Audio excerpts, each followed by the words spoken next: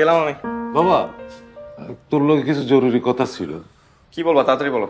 এই শোন, তোর দাদার মৃত্যুবার্ষিকী উপলক্ষে মসজিদে আগামী শুক্রবার মিলাদ দিতে চাইছিলাম আর কি। মানে তার মানে আমার টাকা দিতে হবে, এই তো? তো মিলাদ করার দরকার কি? ঘরে বসে দোয়া করলেই তো হয়। এসব তুই কি বলছিস বাবা? ঠিকই তো বলতেছি, আমি একটা জায়গায় যাইতেছি আর তোমাদের টাকার গান শুরু। আমার সাথে কি টাকা ছাড়া কোনো কথা নাই তোমাদের?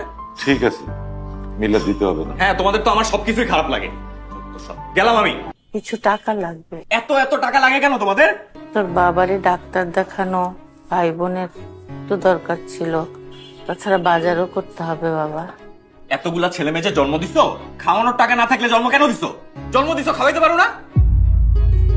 এটা কিরকম কথা বললি তো বাবা? বলবো না? আমরা তো তোমার টাকার মেশিন মনে করো। সত্য সব। ঠিক আছে বাবা, টাকা লাগবে না, তুই এইভাবে কথা বলিস। এই যে শুরু হয়ে গেছে বাংলা সিনেমার মতো ফ্যাস ফ্যাস করে কান্দা। আর এই যে বাবা, আপনিও তো কিছু করতে পারেন, আপনি না চাকরি করেন? বাবা, তোর বাবা সামান্য বেতন পায়, এটা নিয়ে তুই কিছু বলিস না। তো চাকরি করে যদি না পোষায় তাহলে চাকরি কেন করে? অন্য কিছু করতে পারে না? ক্লাস 5 এ বৃত্তি পাওয়ার পর থেকে ইউনিভার্সিটি পর্যন্ত নিজের টাকায় পড়ছি, স্কলারশিপের টাকা দিয়ে পড়ছি, টিউশনি করে টাকা দিয়ে পড়ছি। তাহলে বাবা হিসাবে ছেলের জীবনে আপনার অবদান কি? থাক বাবা, ভুল হয়ে গেছে, টাকা লাগবে না। চাও কেন? না চাইলেই তো হয়। বাবা আইসিস? তুমি এখনো জেগে আছো কেন? তোর পছন্দের খিচুড়ি রান্না করেছিলাম। এরকম কথা মা, আমি তোমার ঘুমাই যাইতে বলছি না, আর আমি তো বাইরে থেকে খাই আসছি। ও আচ্ছা, সমস্যা নাই বাবা। শোন, তোর বাবার শরীরটা না খুব খারাপ, কালকে একটু ডাক্তারের কাছে নিয়ে যেতে পারবি? আর না পারলে আমারে টাকা দিস, আমি নিয়ে যাবো।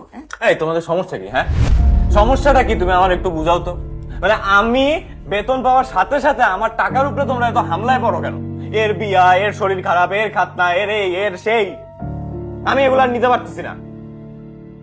আর একটা কথা বলি, তোমার একটা কথা আমি সাফ সাফ বলে দিই, একদম সাফ সাফ বলে দিই, আমি কারো দায়িত্ব নিতে পারবো না। আমি কারো দায়িত্ব নেওয়ার জন্য এই পৃথিবীতে আসি। আপনার ব্লাড ক্যান্সার হয়েছে এবং লাস্ট স্টেজে।